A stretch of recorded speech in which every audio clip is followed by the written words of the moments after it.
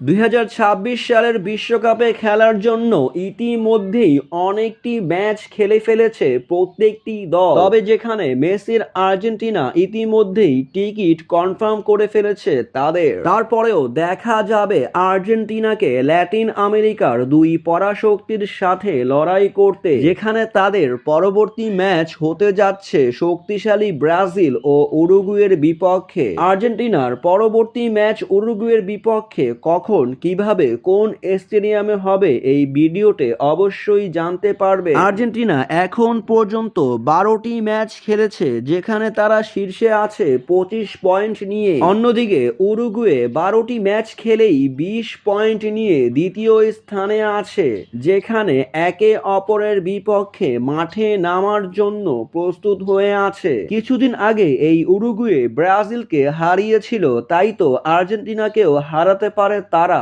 আর্জেন্টিনার কোচ সব ধরনের প্রস্তুতি সেরে ফেলেছেন ইতিমধ্যেই। উরুগুয়েকে যে কোনো মুহূর্তে হারাতে প্রস্তুত আছে মেসি বাহিনীরা। তবে এই ম্যাচের আগে ফলাফল ফাঁস করে দিল জ্যোতিষী বিড়াল, যেখানে দুই দেশের পতাকা রাখা হলে জ্যোতিষী বিড়ালটি আর্জেন্টিনাকেই বেছে নেয়। আর্জেন্টিনা কি তাহলে নাস্তানাবুদ করবে উরুগুয়েকে, নাকি ঘটবে অন্য কোনো ঘটনা? অবশ্যই জানিয়ে যাবেন আমাদের কমেন্ট বক্সে।